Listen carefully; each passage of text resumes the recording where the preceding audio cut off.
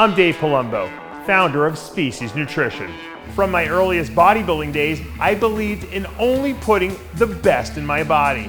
And that lives on in the Species Nutrition line of products. I put my name and reputation on every bottle of Species Nutrition products.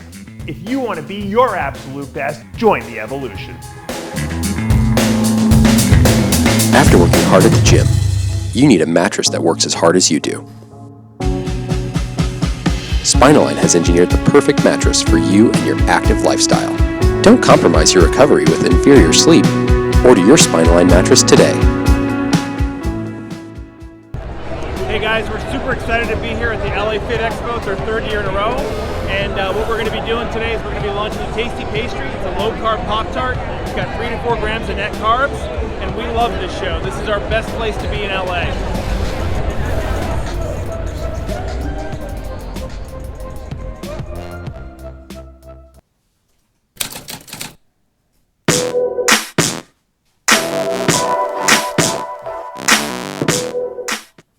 RX Television on RXMuscle.com. This is Ask Dave, better known as hashtag Ask Dave, your 30-minute question and answer show with Dave Palumbo. I'm your host, Deep Faruqi. All your questions are on the table. Bodybuilding, diet, supplementation, nutrition, whatever's on your mind, we are here to provide that platform. As we now bring in Dave Palumbo. Dave, it was sort of the theme of the 2020 contest season, and while over the last couple of days it's sort of reared its ugly head again, but it was expected, and that is contest cancellations, postponement. You're actually going to have Tony Doherty from the Arnold Australia. That announced about 10 hours ago that, of course, in light of everything going on around the world, and especially in Australia, that show will be postponed. Earlier this week, we found out that the Arnold Classic Ohio, too, will be postponed, presumably till September. And then, obviously, the questions start to linger as far as whether or not that assures that the Olympia is going to be December again, and what exactly is going to be of the contest calendar this upcoming year. Well, first of all, I want to say, there might not be a better guy that I like in the bodybuilding industry better than Tony Doherty. I wish he almost lived, he's like the guy I wish I lived down the block from me so I can hang out with him every day. I love Tony. He's so, first of all, Australians in general just keep it so real. I get along very well with most Australians because they say it like it is. I'm the same way. And so Tony is like a no BS type of guy. He'll tell you exactly what's going on. His show is not canceled. It's postponed. They can't hold the show now because there's too many lockdowns. It's stupid. It doesn't make good business sense. It's not going to make for a good competitor experience. If these shows get pushed towards the second half of the year, everyone, or at least a lot of people, should be having the vaccine in their system by then, and I think we're not going to have to worry as much about people, getting mass cases of COVID like what happened at the Olympia. We see a lot of people getting COVID from there, and we knew that was going to happen, and that's why I didn't go. But I think this is a very smart move for both the Arnold, for Australia, for the Arnold USA. Wait till the second half of the year. And you know what? I haven't talked to Dan Solomon at all, but I wouldn't be surprised if the Olympia wouldn't be the week after the Arnold Classic. I mean, they still might hold it in September. I don't know what they've decided yet. To me, if you're going to decide to want to get the Olympia back to September, you can't do it in 1 year, and I'll tell you why. Because these athletes need time to recover after the Olympia and then get back in the swing of things again. So if you put the Olympia December of 2020 and then you're going to do September of 21, they're too close together. So if you're going to move it, if you want to get it back to September, it's going to take 2 years to do that. And so you'd have to maybe move it back to November this year and then maybe October the year after that. I mean, that would be the right way to do it. So maybe we'll see it in November this year. That's a possibility. Once again, I would be only speculating. I don't necessarily think it's a terrible thing to have the Arnold and the Olympia back-to-back. They did the Rising Phoenix Women's Championships with the week before the Olympia, and that seemed to work well for those ladies. This way you're going to have a much better lineup in both shows, obviously, right? Because everyone's in shape. So that's a possibility. The problem with doing that, obviously, is that you wouldn't be able to qualify for the Olympia if you're doing the Arnold, because they usually make it's usually like a month before is the cutoff date. So you'd be qualifying for the following year. So I don't know how all this is going to work logistically. Probably they'll move it to back to December or November, my guess. And I wouldn't be surprised if we see it in Florida again this year, just because Yeah, just because I think it's just easier logistically at this point. Vegas is still shut down. We don't know what's going to happen. You know, unless they want to pull one of these, let's see what happens, and at the last minute we'll switch it again. I doubt that Dan wants that stress on his back again like he had this past season. Yeah, no, I was that was going to be my follow-up, because I mean, we're talking about maybe 3-4 months prior to the Olympia. You had already heard whispers that there was a possibility of the show moving to Orlando, and Natalia Coelho, you know, top women's league competitor, she put it on her Facebook, you know, like, where would you like to see the Olympia next? Would you like to see it back in Vegas and Orlando? And I mean, there must have been like 300 to 350 comments overwhelmingly for Orlando. But they made that aside. Maybe the biggest thing that I took out of it is J.M. Mannion commented saying how, you know, for upcoming NPC shows in Vegas for 2021, you know, they're already running into, you know, space restrictions, you know, and that forecast to be the norm, at least for the time being, especially, you know, in a city like Las Vegas, whereas Orlando and Tampa was a lot more welcoming, was a lot more restriction free. So take that as you will. Let's go to the questions again. The first 2 questions from the Dave Palumbo Experience app. The first question, and it's a good one, it's a relevant one, Dave, because I've been seeing a lot of chatter about this online recently, and that is about heart attacks in bodybuilding and blood pressure. So the question is, are most heart attacks in bodybuilding due to high blood pressure? I would say no. I would say, you know, probably the number 1 and 2 reason why you would have a heart attack, which is where the heart muscle's in distress, is number 1, a blockage in the coronary arteries, which feed the muscle of the heart. Okay, and that's usually genetic, you know, compounded by other factors such as high blood pressure and bad diet and stuff like that. Usually there's a very high genetic component, especially in young people, to blockage of the coronary arteries. But another reason why you can have sudden death, you know, from heart attack would be arrhythmias. That's a very real phenomenon. If let's say you have a slight arrhythmia anyway, you're born with. I think I was born with a slight arrhythmia. Now your left ventricle gets really big and thick. Why? Because you're training with heavy weights, you're lifting super heavy weights, so the muscle thickens so it can pump blood more efficiently. The chamber size gets a little smaller because the muscle's thicker, okay? But now the signal that has to go, you know, the nerve signal that has to pass through the heart to make it contract has to go through a much thicker wall, which sometimes it can get diverted, you know? And if you get an arrhythmia, and make it more likely to have an arrhythmia, and if your heart goes out of rhythm and can't get itself back in rhythm for whatever reason, you can die of a sudden heart attack. I was born with an arrhythmia. I didn't even know it until like 5 years ago, and I was cycling. I've told the story before on my son, and I saw my heart rate go from 150 to 250, and out of nowhere for no reason. I went in, I got tested, and that's why I have a defibrillator, just in case. So I have some backup at least if something happens to me. Now, I've never had an episode, but the truth is that those are the 2 main reasons why you would have a heart attack. Now, obviously, having high blood pressure is going to make those chambers get thicker. It's going to weaken the walls of the aorta and all the blood vessels. So you want to keep your blood pressure, obviously, under control for heart safety. Brain safety, you don't want to blow a blood vessel in your brain for sure. That's a stroke, and that's not good. And you certainly don't want to put high pressure on the kidneys because that can lead to kidney failure. So blood pressure is important to control. You know, you should get yourself a blood pressure cuff. Check your blood pressure a few times a day because it'll change throughout the day, obviously. And if you're running consistently high, it's probably a good idea prophylactically to get on a blood pressure medication, a mild ACE inhibitor or angiotensin receptor blocker. They kind of work similarly. And they have virtually no side effects. And you know what, just get your blood pressure in range so that if you want to push 280, 300 pounds of body weight, you don't have to worry about having the side effects of having high blood pressure.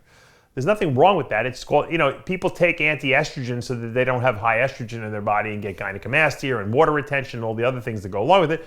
Why not take a blood pressure medication so that you don't have a heart attack or you don't have kidney failure later in life? And so that's just a smart thing to do. Once again, not something that people talked about back in the 80s and 90s and early 2000s. This is new dogma, you know, but now we have better diagnostic testing. I mean, you could literally wear a watch on your arm and it can tell you what your blood pressure is. So there's no excuse for ignorance now because it's very simple to get these numbers, this data at your disposal to see what your body is doing. Second question, again from the Dave Palumbo Experience app, and this one is specific to the app. What's the difference between the male workout plan and the power phase plan? All right, now just to preface, and I'm not going to make this long and winded. The Dave Palumbo Experience app is my app that you can subscribe to for $29 a month. You get me as your coach. You have all my writings, all my videos I've ever done on there in a database. You have the ability to ask questions. We put up a workout every single week. I do an exclusive Q&A video just for that app too. So that's like a little coach in your pocket. But I have like some workouts I put up, and I have a power phase workout that I give my clients and I put up on the app. It's a 6 to 8 week training program where it's just focusing on the core muscle building compound movements. Leg day is 10 sets of squats. That's it. Go home. Back day involves, bent rows, deadlifts, chest day, incline, barbell presses, shoulder day, shoulder pressing, just the core things. There's a couple of accessory muscle groups, assistance muscle type, things, machines, but not a lot. It mostly focuses on compound free weight movements, which are what we know build muscle best. You don't want to do this continuously year round, but especially, the fact that a lot of people are locked down and they only have weights in their house, having a set of free weights is a lot easier than buying 20 machines. Most people can't afford that. But most people can afford to have a bench and maybe a power rack with a barbell and some plates on it.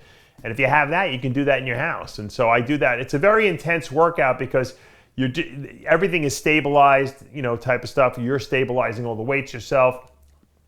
They're heavy movements, okay, full range of motion. You're going to be beaten up from this. You're not going to want to do this for more than 8 weeks. But I will promise you, if you do this workout and you take the rest days and you follow the prescription that I lay out there, you're going to get really good muscle growth from it because it's going to shock your body. Let's go to our Instagram questions. Again, if you're not already following us on Instagram, the handle is official_RXMuscle. And again, if you're watching us for the first time on YouTube, hit the subscribe button below, hit the notification bell. You're not going to miss any of our uploads, any of our videos, any of our features throughout the course of the week. Again, if you like what you're watching, hit the like button. As always, we appreciate your support. Let's go to our Instagram question. Let me first shut off this stupid whatever thing is ringing. I hate that thing. It's always a spam call on Gmail. No, at no point have I ever answered, and it's naturally. I thought your blood pressure was spiking and your little Fitbit alarm went off. That's what I thought it was. It's too early for that. Too early in the day for that. JDL21 asks a question that I guess, Dave, you're probably going to be getting a lot more of over the course of the next few months specific to COVID, and that is, do you think being on cycle and getting the COVID vaccine would be safe? Yeah, I don't think they're going to have any interaction. I did get a crazy question on my email saying, do you think taking like 3,000 milligrams of testosterone a week, 100 milligrams of D-bol a day, 1,200 milligrams of EQ, and like 200 milligrams of trenbolone per week, you think that's a good anti-COVID cycle to do? You think it'll prevent, and I think the guy said, can I stay on this year round to prevent myself from getting COVID? I said, you could stay on this year round if you want to shorten your lifespan. I said, for sure. I don't know about preventing COVID though. Yeah, steroids don't really interact, but they're also not going to make you immune to COVID. Despite my T-shirt I have here from Bobby Muscles that says, is this the one? No, this is the different one. This is your girl lied, size matters. But no, I have the Trend Kills COVID shirt. Where is that one? Here it is. Even though this is funny, it's not true. All right. Let's go to Mike Agerone. Some YouTubers say you might as well go on TRT after Deca use because it stays in your system for 18 months. Is that true? How long does it keep tests suppressed after use? No. See, people mistake this. They don't understand the science of what's going on. The metabolites to Deca stay in your system for up to 18 months. And that, most of the time, it's not 18 months. But that means that a metabolite is just the breakdown products of Deca. The metabolites don't actually build muscle. It's like if you were to go put a document in a paper shredder, and you empty the paper shredder, and maybe a couple of pieces of paper that were in the shredder kind of fall on your floor, and they're still there. That's not the document anymore, but that's the remnants of the document that might still be there. So if you went for a steroid test, they could still detect Deca in your system because there might be some of these little pieces of shreds left over. But those shreds are not acting like Deca or giving your body any kind of anabolic boost. Deca is pretty much out of your system in 3 weeks in terms of effectiveness. Let's go to, we get a lot of finasteride related questions. Is finasteride effective against hair loss in a cycle? Any health problems for men over 40 using finasteride? Mm-hmm. It's a hard question. It's like saying, is Arimidex and the aromatase inhibitors, will they prevent you from getting gyno? Well, yes and no. If you have a lot of glandular tissue already, there's nothing that Arimidex or any of the aromatase inhibitors will do to get rid of the glands, okay? If you're prone genetically to hair loss, finasteride lowering DHT will help and maybe slow hair loss, but it's not going to make you regrow hair, and it's not going to prevent you ultimately from losing, the hair that you're genetically programmed to lose. I've been taking finasteride since like 2000, okay? So for 20 years I've been taking finasteride. It kind of stopped a lot of my hair loss and really slowed it down tremendously, but I never really regrew hair, but I haven't lost, I think I probably would have lost a lot more had I not taken it. But I'm a very, very high DHT converter in my body, and I'm probably, and I never lost the hair on my head till I turned 30. So it was weird. It was like the genetic time clock clicked in. Then you see guys in our industry, and I'll name names, and we know who's got the best head of hair. I mean, Jay Cutler's got the freaking best head of hair of all time. He's used anabolics before, okay? And I'm sure, and he's just never going to lose his hair because some guys don't lose hair. King Kamali's got the greatest hairline of all time. I mean, it's down to his eyebrows. I mean, that's just genetics. He's not prone to hair loss. Why some guys are and why some guys aren't, who the heck knows? Can finasteride, turn you into the guy who doesn't lose his hair? No. Can it slow hair loss? Yes. What I recommend people do, though, if you notice your hair thinning, start with like a product like my Testalize product, which kind of naturally prevents DHT conversion, or the testosterone into DHT conversion, because finasteride is very, it's strong, let's put it that way. And a lot of guys do have sexual dysfunction issues. I never had that problem, luckily, thank God. But a lot of guys have, because some DHT is necessary, for your body to get erections and get aroused. That's what it's for. So finasteride would be a last resort type of thing to use. I would try Testalize 3 pills twice a day. If that kind of slows down your hair loss and reduces it, maybe even gives you a little regrowth, great, okay? If you're a complete hair nut and you want to try the finasteride, do it. But if you stop finasteride, you lose the hair that you regrew. It will fall out. So, or even, it'll start up again pretty quickly.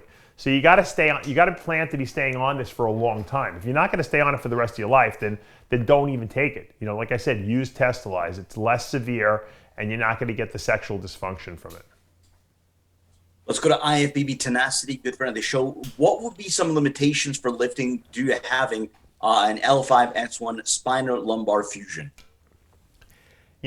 That's something you would have to discuss, obviously, with your doctor.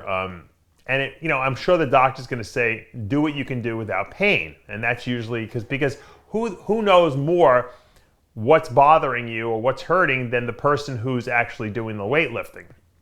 So I know guys with spinal fusions that lift absolutely normally. They lift heavy weights. They have no restrictions. And I know other guys that don't do barely anything. They won't do any free weight movements whatsoever because they feel like the stabilization it bothers them, or they're just nervous about it, or they don't feel strong.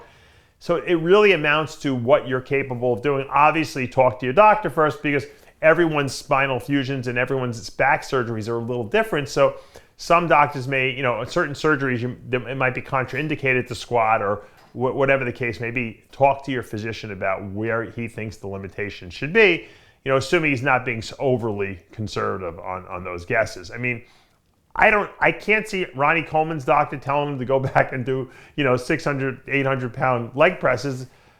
Maybe Ronnie took that upon himself to do it. I don't know if that had anything contribution to the breaking of some of the hardware he had in there. But obviously, it's a personal decision. If I had to go do the back surgery and I was already kind of in my 30s or 40s, I probably would say, hey, you know what? I'm going to take it easy on the weights because I really don't want to go back in and have to have the surgery again. And so it comes down to a personal decision, but also something you need to talk to your physician about. I'm pretty sure you discussed this maybe with Amina Lai in the previous episodes. Absolutely with Dr. Tony Huge. Lee Lombardi wants to know, have you ever tried kratom? Do you think there's any benefit for use in bodybuilding? I have personally not tried kratom, but from what I understand, it's similar to it's like an opioid feeling. And I think it really doesn't have any place in bodybuilding. I think a lot of people use kratom and they say, well, it's a natural herb, it's a naturally occurring. And so they somehow rationalize the fact that they're using pain meds, okay, and they can legally somehow, through the gray market, purchase it, and that it's not as bad as using, codeine or, Vicodin or Percocet or whatever the case may be, OxyContin. But it is, okay? It is. If you're taking kratom every single day, you're addicted to it, okay? And I know plenty of people addicted to it. That's not a drug that you want to use for bodybuilding purposes. It's not going to help your bodybuilding goals. It's not going to help you put on muscle. It's not going to help you burn fat, okay? It's just going to numb you. And most people numb. And look, I was guilty of that. I used Nubain for a bunch of years. And, I used it to numb myself emotionally from stuff, emotional pain, pain I never dealt with, the death of my mother when I was a teenager. Maybe that was something that was starting to rear its head, and it was just easier to do that. And I think we all do that to some degree. We numb ourselves. We don't want to go through. It's a very hard thing to go through, dealing with, emotional pain. And I think as bodybuilders, we wall ourselves off anyway with muscle to protect ourselves from emotional pain to begin with. And then that emotional pain always finds a way out, no matter how big you are and how tough you are. And then you go to the next level, which is, pain meds. And so if you feel you need to do that, then there's something that that's something you need to start, seeking help for and realize, well, why am I doing this? If you're not in chronic pain from I'm talking about physical pain because of an injury, then you're doing it for another reason, to mask emotional pain. And so that's something you might want to talk to a psychologist about, obviously, because that's certainly not going to make you a better bodybuilder. Not sure if this next question is more of a person by person or if you have a general protocol, but Zach Mitchell wants to know your favorite peak week protocol to dry and fill your athletes back up. I've talked about this, over and over again. It's hard to give you a specific formula because every person is so different. I've worked with athletes that need, 800, 1,000 grams of carbs a day to fill them up with, protein, with fats.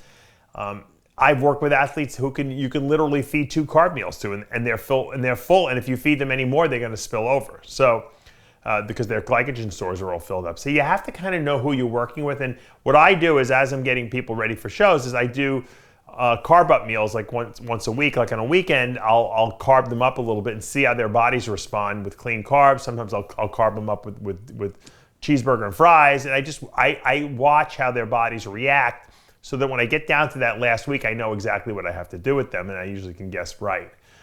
That's it in a nutshell. As far as water depletion and diuretics, I never use diuretics till the day before the show. I never use anything usually. Assuming that the athlete can get what I want them to get, which is Diazide, I don't use anything more than that. Usually it's a half to 2 halves. The most I've ever used is like 3 halves on someone of a Diazide the night before. I usually cut water about 12 hours before they go on stage, which equates to the night before. And a lot of times I give them a cheat meal that night before if they're looking really, really shredded, dry, and hard, because I don't want them to wake up the next morning too flat. So once again, it all depends on how the person looks, how lean they've gotten, and what I have ascertained that their body needs according to what I've played around with over the last couple of weeks prior to that last week. Dave, before we go on to the questions, if you wanted to get this from Filippo Della Vega, he says he sent us a translated video from Martin Kjellstrom. I'm not exactly sure what he's going through. Maybe you can enlighten the fans what he's going through. I was able to translate his last message from Instagram where he's thanking fans for their messages and support. So if you want to enlighten the fans and give him a shout out in this difficult time. Yeah, Martin and I I would consider are us friends. I mean, he's come and stayed with me, and he's come to New York. He's come to the warehouse, my old warehouse up there. He's done the TV show before. I've gone to the gym with him, and he had some kind of heart issue. He's from the last time I spoke to them, they really are not sure what happened, but he went into some kind of arrhythmia, I think, and had a heart attack or something. And so I guess they're trying to figure out what's going on. I don't know if they actually know yet. I've been waiting to get an update from him. I know they've run a battery of tests on him. A lot of times, with bodybuilders, you don't ever find out what happened. You just kind of say, well, his heart went into a weird rhythm. They call it an arrhythmia, similar to what happened to me. Although I never had an episode where I had a heart attack, but I've seen my heart rate spike just on a heart rate monitor. And they'll give you meds to kind of manage that, make sure your blood pressure doesn't go too high. Some people get put on beta blockers. I didn't really need it because my heart rate doesn't really do that unless I'm exercising at a very, very high level. And they're gonna keep an eye on him, and he's gonna get monitored. I would assume that's what's gonna happen. I don't know if he has any residual damage yet. I'm assuming that once he gets out of the hospital, hopefully we'll get him on the TV show, and he can kind of tell us the whole story of what went down. And because from what I understand is I think he was at the dentist's office or something like that, and he passed out. Thank God he was at a physician's office, and then they got him to the hospital. They drove him over there, so he was able to to deal with that very quickly, and that's the key. Whenever you have some kind of heart issue, you want to address it very fast so that there's no residual damage. But once again, we send out tremendous prayers, healing energy to Martin. He's a great guy, and wouldn't want to see anything bad happen to him. Let's go to N Magiku. Not sure if you've ever gotten this one before or maybe seen anyone experience this, but he says that every time he's on cycle, his face gets darker and the rest of his body and arms stay his usual skin color. What could possibly be the reason behind this? It's funny. I was just asking Michael. We did a show on Dan Duchesne. Today was the 20-year anniversary of Dan Duchesne dying, the original steroid guru, and Michael Zampano, who is his co-author in the original Underground Steroid Handbook, and I were talking, and we would just bring up people like bodybuilders that looked like purple, because there was a bodybuilder, Curtis Leffler. People used to confuse us. We looked a little bit alike facially, and he used to always walk around purple. And what Mike Zampano pointed out is that sometimes guys have small lung capacity just genetically, where they can't take in that much air because their lungs are just not that big, and then they put on a tremendous amount of size. They're up 300 pounds, and then they can't actually breathe in enough air to oxygenate their whole body properly. So they get almost like a reddish or purplish tinge sometimes, and you usually see it in the face first. This guy Curtis had it; his whole body was like purple. He was like cyanotic almost, like a little bit. So that could happen. So when you gain a lot of weight, sometimes you might see the face turn red. People think it's from high blood pressure. A lot of times, according to what Michael Zampano told me, it is because they're just not as oxygenated as they should be. We do get this question fairly often, but now I guess just the fact that we had the Olympia in Orlando, and there's the obvious ever-going conversation that it could be there again this year. See if I could find who asked the question. From Mark South. Do you think that the Olympia should stay in Las Vegas? And again, I preface this by saying that obviously with the new move to the Planet Hollywood Zappos theaters, obviously Dan Solomon and crew have some very big plans for the Olympia. But just let's take that all aside. Do you think it should stay in Las Vegas or go back to sort of rotating around the country and around the world as I guess it once used to? Here's my take on it. As long as the show is great and it's a great fan experience, and the athletes are portrayed in a professional way, I don't care. They could hold it. They could hold it in Iowa every year, as far as I'm concerned.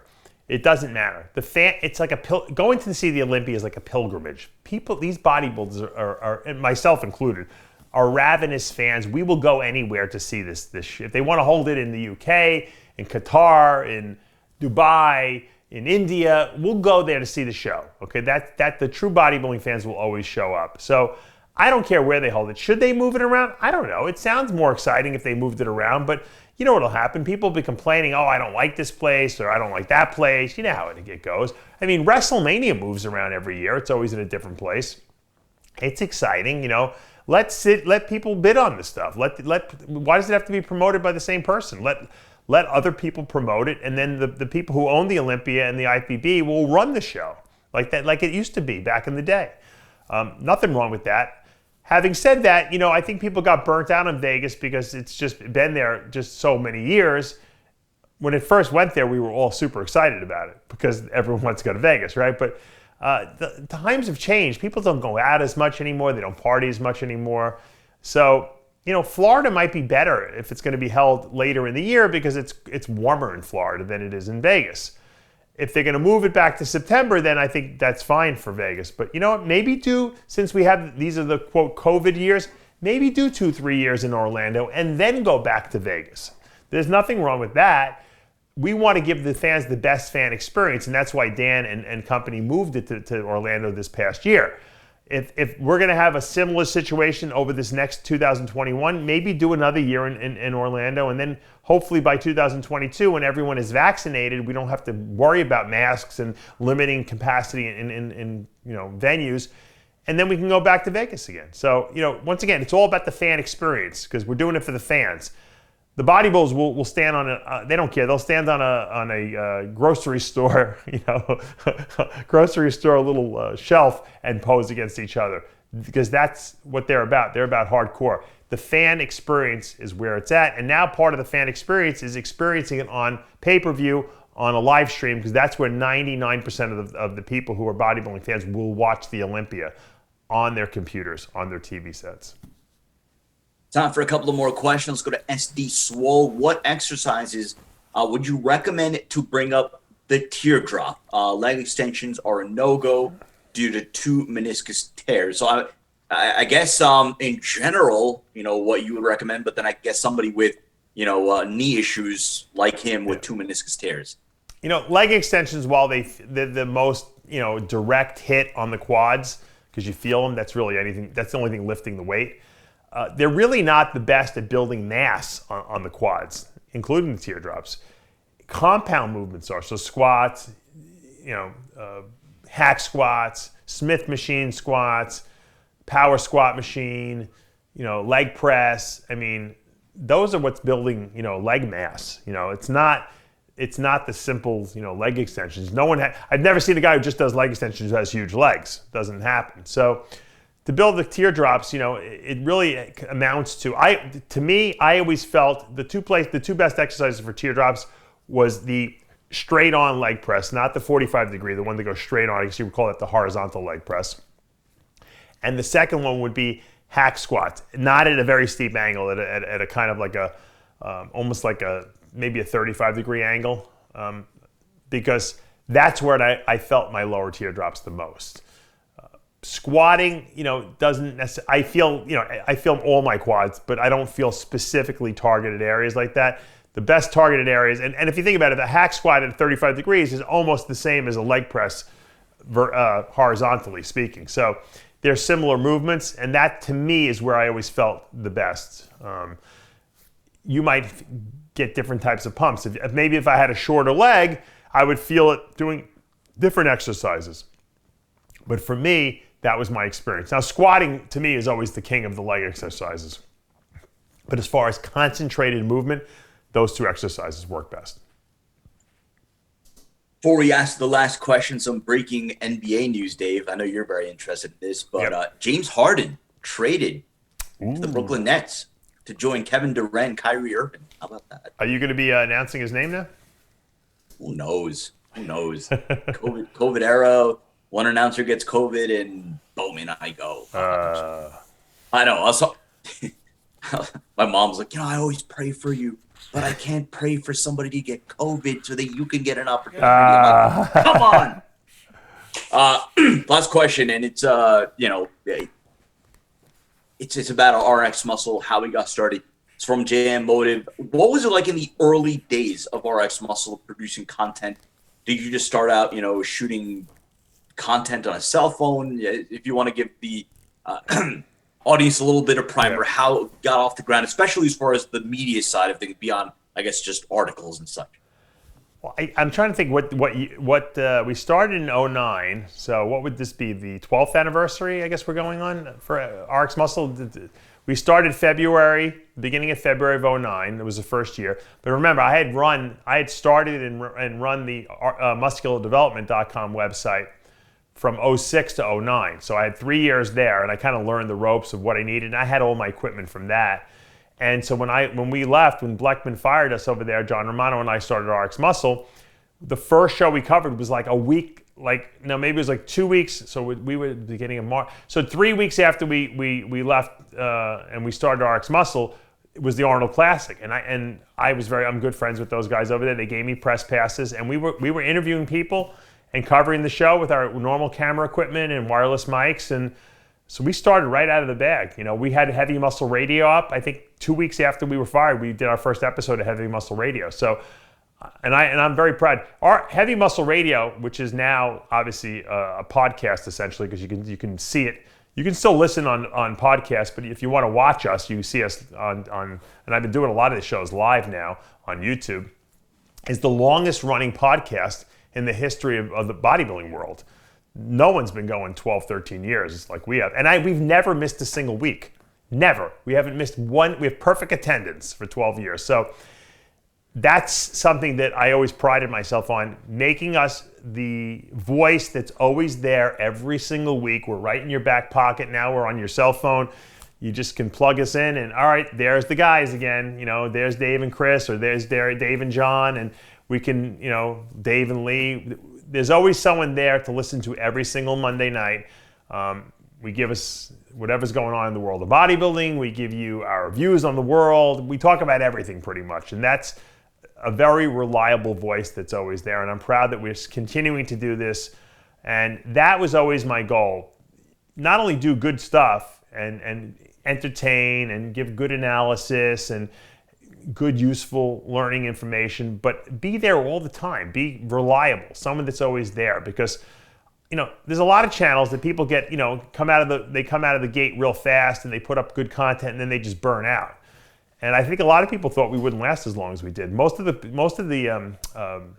media websites that started when we did disappeared. There's no bodybuilding.com anymore. A lot of people just dropped off because it's hard to continue doing that all the time. And but it's a passion of mine, and all the people who work with me. And I'm happy to actually say we brought back After Hours podcast now, so we have the whole Whack Pack back again. So, you always have to have a component of entertainment and fun, because you know what? When I'm doing something serious, I don't want to be having to try to listen to me talk about molecules and nutrients, because you got to really focus on that. When I'm like doing stuff in the background, I want to listen to entertainment. I want to listen to Valentino and Romano and Pelletier going crazy, Mr. G. That's entertaining. So you have to have entertaining balanced with educational stuff, balanced with bodybuilding analysis.